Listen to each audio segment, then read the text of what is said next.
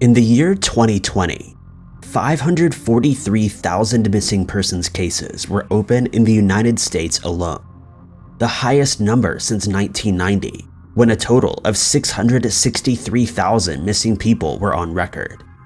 Among these are some of the strangest and most unexplainable mysteries of people who mysteriously disappeared, never to be seen again.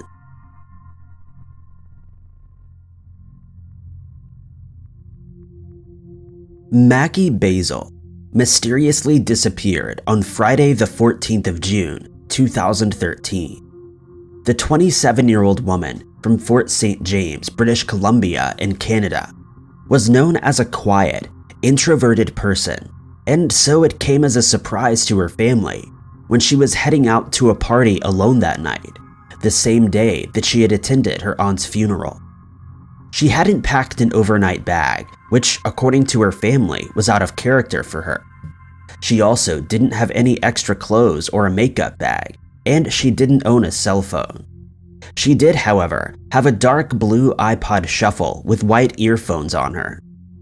At the time of her disappearance, she was wearing a black hoodie with a maple leaf on the front, gray yoga pants, and white shoes.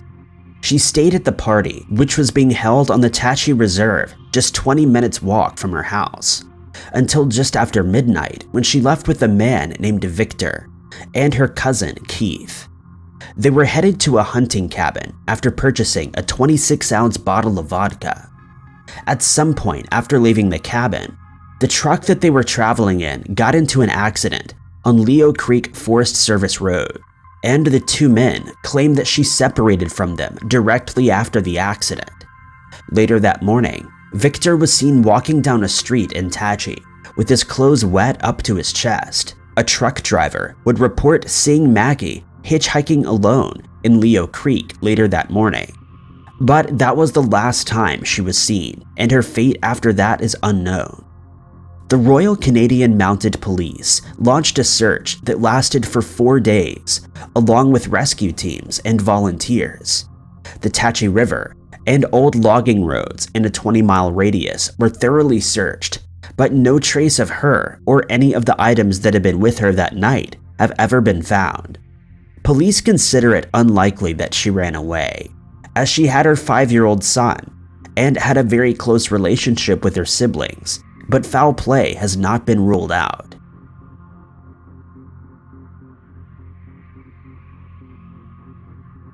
Number 4.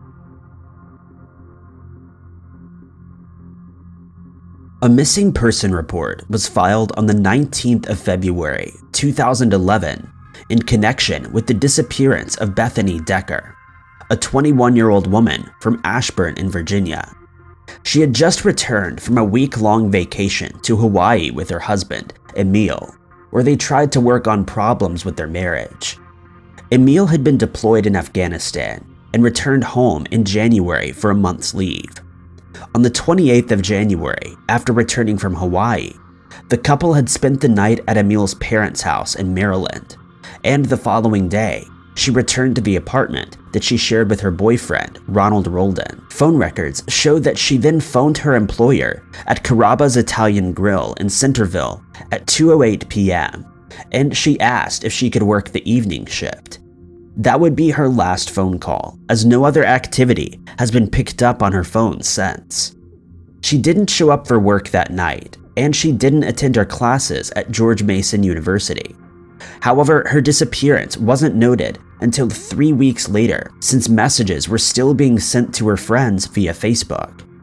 But when her parents finally noticed her absence, they searched for her and found her car parked near her apartment, but with no trace of her. They reported her as a missing person to the county police, and although extensive searches were undertaken, she was nowhere to be found. Roldan told police that Bethany left their apartment that afternoon while he was in the kitchen, and that he had no idea where she was headed. He also claims that he never saw what she was wearing before she left.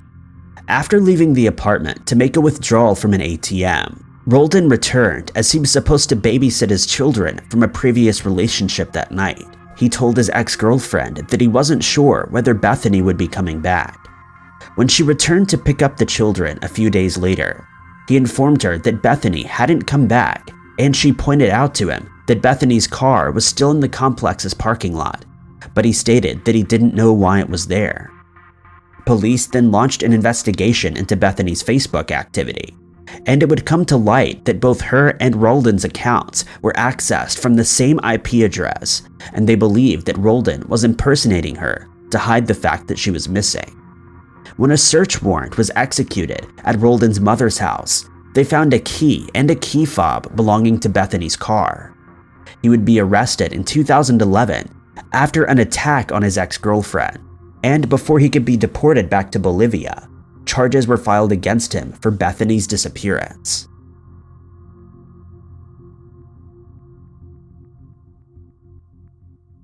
Number 3.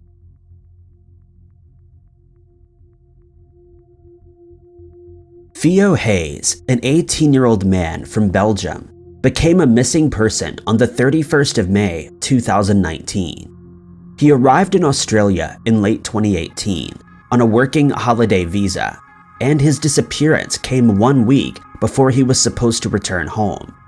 When he hadn't had contact with his family and hadn't returned to his accommodation, his family contacted New South Wales police on the 6th of June. The Wake Up hostel where he was staying also phoned police on the same day after he had failed to check out 3 days prior. When his room was checked, it was found that all of his belongings, including his passport, were still there. Police started a search with the help of helicopters, drones, cadaver dogs, trackers, divers, and rock climbers. His family traveled from Belgium to Australia to aid in the search, and his father made a plea to the Australian public to help in the search for his son. Attempts were made to track his phone, and it was found that the last time that it was used was near Cape Byron on the 1st of June. In July, community search volunteers found a gray Puma hat similar to the one that Theo was wearing when he disappeared in bushland at Tallow Beach. But as there were very few leads to go on, the case started to grow cold. Police stated that they believed he'd fallen from the cliffs near Tallow Beach Lighthouse, and that he had lost his life due to a misadventure. Many theories were put forth to explain why he had been in that area after midnight. Some people believe he was under the influence of alcohol. Others think he may have been misdirected there by Google Maps, and that he'd gotten lost or that he was taken there by a local, as it wasn't easy to traverse the bush after sunset. Theo's family requested that a crime correspondent from The Australian, a broadsheet newspaper, join the search, and he did so, documenting the case in a 6-part crime podcast called The Lighthouse. But to this day, Theo has not been found and remains a missing person.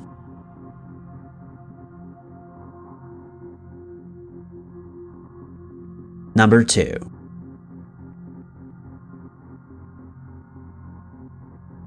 A missing persons report was opened on the 20th of September, 2014, when Tammy Kingery mysteriously disappeared from her home in North Augusta, South Carolina. Tamara, also known as Tammy, who was 37 at the time, worked as a nurse at a local branch of an NHC healthcare nursing home. She was married to Park Kingery, a welder, but they had a strained marriage, and her mother would tell police that the couple had grown distant from each other since the birth of their youngest son, and that they had spoken about getting a divorce. Tammy had been struggling with depression for some time, and was using medication to control it. This had caused her further trouble in her marriage, and it was known that she'd been having extramarital affairs. On the morning of her disappearance, she started her shift at 7 a.m. Her coworkers told police that she seemed agitated and had taken her own blood pressure 4 times and found that it was high. Shortly after, she phoned Park to see if he would come get her as she was feeling unwell, and he picked her up, leaving her car at work. Once home, she changed into her pajamas and laid down for a nap. At around 10 a.m., Park left to do some errands with their 2 sons, dropping the older one off at his mother's house to mow the lawn. When he returned to the house, he found their dog outside and the door locked. Inside, he found a note from Tammy saying that she had gone on a walk and that she would be back soon. He grew suspicious and drove the route back to her workplace, believing that she may have walked there to get her car, but couldn't find her. Once back home, he searched the brush surrounding the woods, but to no avail, and they contacted police. Despite the fact that police believed there was foul play involved, and extensive searches reaching as far as Atlanta, no further clues were ever found, and Tammy's disappearance remains an unexplained mystery.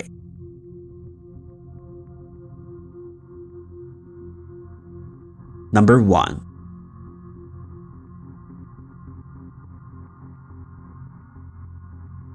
Asha Kramer's disappearance is one of the strangest cases in recent history.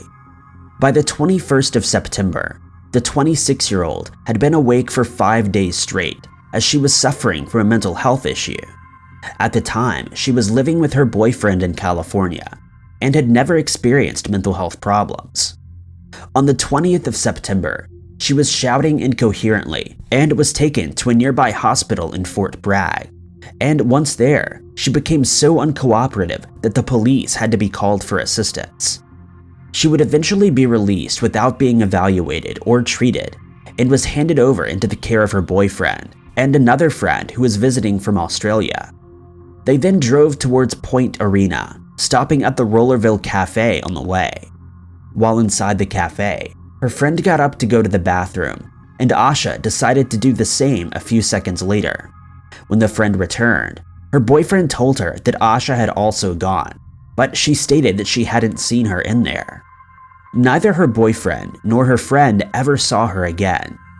Police believed that she never entered the bathroom and had wandered off, leaving her money, credit cards, and identification behind. Her jacket would be found along a trail leading to the Point Arena lighthouse sometime later, but she still remains a missing person. The county sheriff's office later stated that Asha returned to her home to fetch her German Shepherd, and a surfer that was seen near the cafe where she went missing told police that he saw her at around 3 p.m. on the day she disappeared. Her friends in Alice Springs, Australia, where she originally hails from, continue to raise funds to extend the search effort, and her mother still regularly travels back to California every few months to search for her. Asha's family would later tell police that it's possible she's living under a fake name, somehow connected to the mental break that she'd suffered in the days leading up to her disappearance.